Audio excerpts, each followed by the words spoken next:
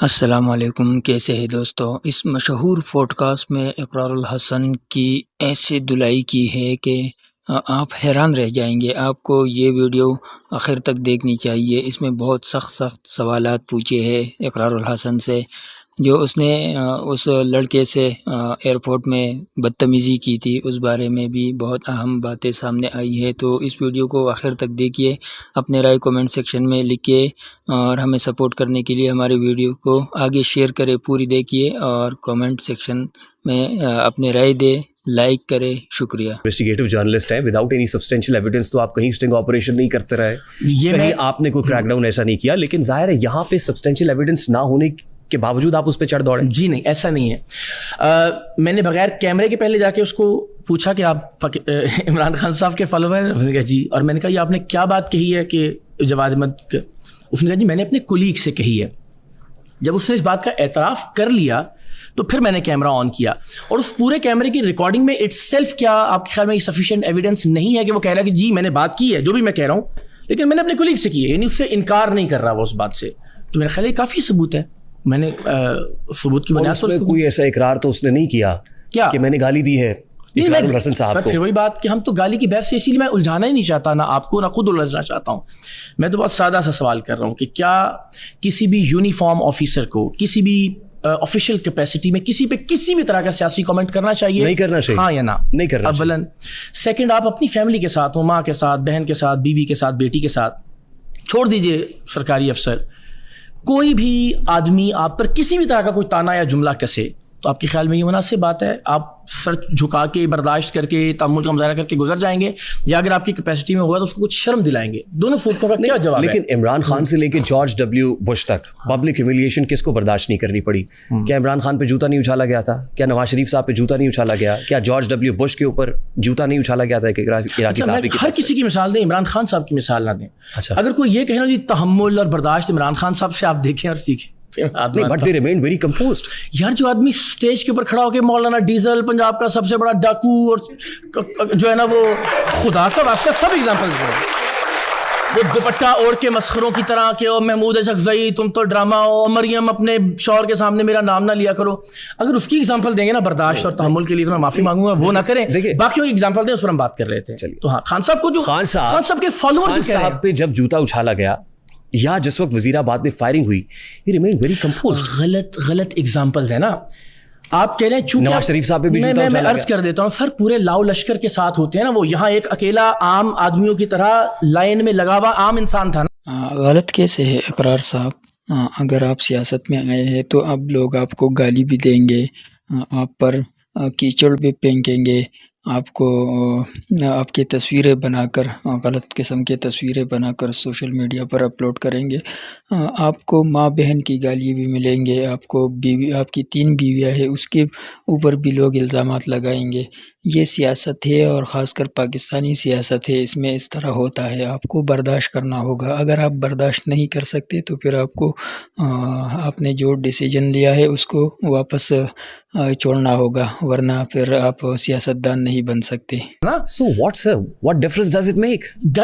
یہ کمال بات کر رہے ہیں کہ ایک فرق دیکھیے، آپ کہتے ہیں کہ آپ ان سیاستدانوں کی طرح کہ جو جب ایئرپورٹ پہ اترتے ہیں تو جہاز سے ان کو پورا پروٹوکول کا ایک کانوائے ریسیو کرتا ہے، ان کے آگے پیچھے یہی FIA کے افسران ہوتے ہیں، پھر جب وہ گزرتے ہیں تو ہٹو بچوں کی صدائیں ہوتی ہیں، اس میں کون ان پر جملہ کسے گا؟ اور اگر کسے گا تو وہ لوگ ٹیک کیئر کرتے ہیں۔ اچھا دیکھیں اقرار صاحب، ایک چیز یہ ہے کہ آپ اس گالی کو اسپاٹ لائٹ میں نہیں لانا چاہتے تھے، آپ اس سارے انسیڈنٹ کو بہت انڈرمائن کر سکتے تھے اگر آپ اس طرح سے شاؤٹ نہ کرتے یا ویڈیو نہ بناتے۔ یہ کیوں؟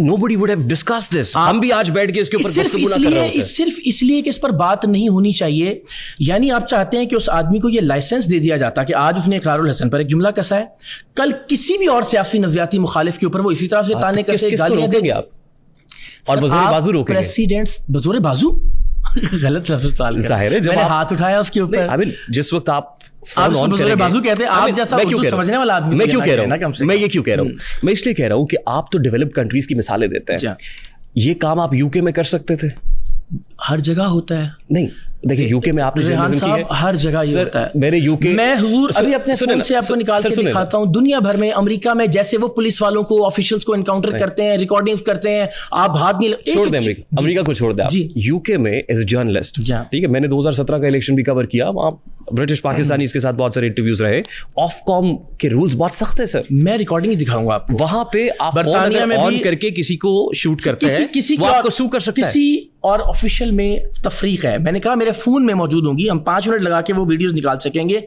बरतानवी पुलिस भी और अमेरिकी पुलिस भी, बहुत सारे लोग उनको उनकी ऑफिशियल कैपेसिटी में रिकॉर्ड करते हैं और वहाँ ऑफिशियल से मुताल्लिक कानून यही है। आप इसकी दोबारा तहकीक कर लीजिए। प्रिवेसी ब्रीच नहीं कर रहे, आप किसी की प्राइवेसी ब्रीच नहीं कर रहे। एयरपोर्ट में खड़े हुए यूनिफॉर्म के एक ऑफिसर की प्राइवेसी कैसे ब्रीच हो सकती है? और मैं आपसे अर्ज कर रहा हूँ बरतानिया और अमेरिका में हर जगह होगी ना सर बरतानिया और अमेरिका हर जगह ऐसा ही है। मैं आपको हजारों, आप गूगल कर लीजिएगा किसी भी जगह पे या यूट्यूब से देख लीजिएगा, बरतानिया और अमेरिका में बड़ी जिम्मेदारी से अर्ज करता हूँ, आप कहते हैं तो मैं आपको दिखा देता हूँ वीडियोज। आपको इलेक्शन नहीं लड़ना है, मुझे इलेक्शन नहीं लड़ना है, आपको कॉन्स्टिट्यूंसी पॉलिटिक्स नहीं करनी, आपको वोट नहीं लेना है जी। अगर आपको वोट लेना होता ना तो आपको पता चलता कि वोट गोडे फड़ के भी लड़ना पड़ता है, तो मुनाफकत करता, मैं मसलहत का शिकार हो जाता, पेशेंस खामोश हो जाता, बुर्दबारी, तामुल मिजाजी। फिर देखिए नाज़रीन, आपने ये वीडियो देख ली। यहाँ एक बहुत ही दिलचस्प और अहम नुक्ता सामने आया है।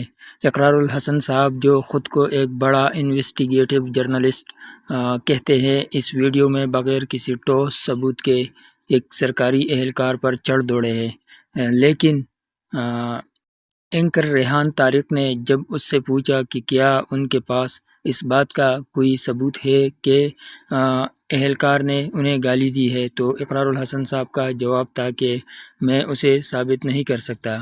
अब सवाल ये पैदा होता है कि जो शख्स बरसों से टीवी पर दूसरे से सबूत मांगता रहा, जो स्टिंग ऑपरेशंस के दावे करता रहा, वो आज सिर्फ समात की बुनियाद पर एक वर्दी पोश ऑफिसर की तजलील कैसे कर सकता है? अगर आपके पास वीडियो रिकॉर्डिंग नहीं है तो आपने उस वक्त कैमरा ऑन करके उस शख्स को कटहरे में खड़ा क्यों किया?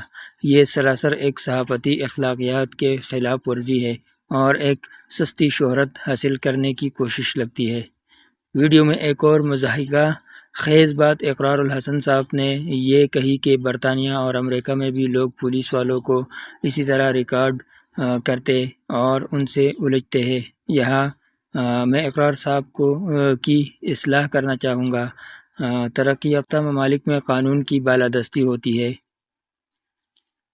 वहाँ अगर कोई एहलकार गलती करे तो उसके ख़िलाफ़ कानूनी रास्ता अपनाया जाता है, न कि एयरपोर्ट के बीचों बीच खड़े होकर चीखो पुकार की जाती है। इकरार साहब जिस तरह बज़ूरी बाजू की बात कर रहे हैं, क्या ये एक लीडर की ज़बान है? आप एक सियासी तहरीक बना रहे हैं या कोई गैंग? कानून हाथ में लेना और ड्यूटी पर मौजूद ऑफिसर को हरासा करना किसी भी महज़ब माशरे में जायज़ नहीं है। इकरारुल हसन साहब यहाँ एक जज बनने की कोशिश कर रहे हैं, जो कि उनका काम नहीं है। इस वीडियो में भी इकरारुल हसन साहब ने इमरान खान साहब पर अपनी तनकीद जारी रखी। जब एंकर ने खान साहब के बर्दाश्त और उन पर होने वाले हमलों जैसे जूता उछालना या फायरिंग का जिक्र किया, तो इकरार साहब ने उसे गलत मिसाल करार दिया। उनका कहना है कि सियासतदान तो प्रोटोकॉल में होते हैं, इसलिए उन पर तनकीद आसान है। हकीकत तो ये है कि इमरान खान साहब पर कातिलाना हमला हुआ, लेकिन उन्होंने कभी किसी कांस्टेबल या छोटे मुलाजिम को इस तरह निशाना नहीं बनाया जिस तरह इकरार साहब एक FIA एहलकार के पीछे पड़ गए हैं। इकरार साहब का ये रवैया उनके सियासी बग़्ज़ को ज़ाहिर करता है। वो ख़ुद को अवाम का नुमाइंदा कह रहे हैं, लेकिन उनका लहजा अशराफिया वाला है, जो ज़रा सी बात पर आपे से बाहर हो जाता है। इकरारुल हसन साहब कहते हैं कि वो कभी वोट नहीं मांगेंगे और कभी इलेक्शन नहीं लड़ेंगे, तो फिर ये सब ड्रामा किस लिए है? अगर आपको इक़्तिदार नहीं चाहिए तो फिर आप सियासत में कर क्या रहे हैं? क्या आप सिर्फ एक प्रेशर ग्रुप बनना चाहते हैं जो लोगों को हरासा करे? एक लीडर का काम होता है कि वो लोगों को जोड़े, न कि तकसीम करे। اقرار صاحب اس واقعے کو اپنے سیاسی تحریک کی لانچنگ کے لیے استعمال کر رہے ہیں۔ وہ چاہتے ہیں کہ لوگ انہیں ایک نڈر انسان سمجھے، لیکن حقیقت میں وہ صرف ایک جذباتی اور غیر ذمہ دار شخص کے طور پر ابھر رہے ہیں جو اپنی انا کے سامنے کسی بھی ادارے کے وقار کو قربان کرنے کے لیے تیار ہے۔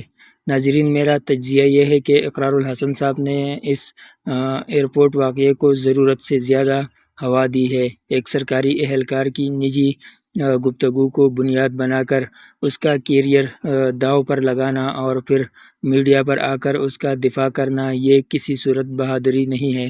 کیا آپ کو لگتا ہے کہ اقرار الحسن صاحب کا یہ جارحانہ انداز پاکستان کے لیے کوئی تبدیلی لائے گا، یا یہ صرف ایک اور سیاسی تماشا ہے؟ میرا خیال ہے کہ اقرار صاحب کو اب یہ سمجھ لینا چاہیے کہ سیاست جذبات سے نہیں، ہوش اور قانون کے دائرے میں رہ کر کی جاتی ہے۔ اپنے رائے کومنٹ میں ضرور دیں اور بتائیے کہ کیا آپ اقرار الحسن صاحب کے اس رویے کی مذمت کرتے ہیں یا نہیں۔ آپ سب کا بہت بہت شکریہ۔ چینل کو سبسکرائب کریں اور بیل آئیکن دبانا مت بھولیے۔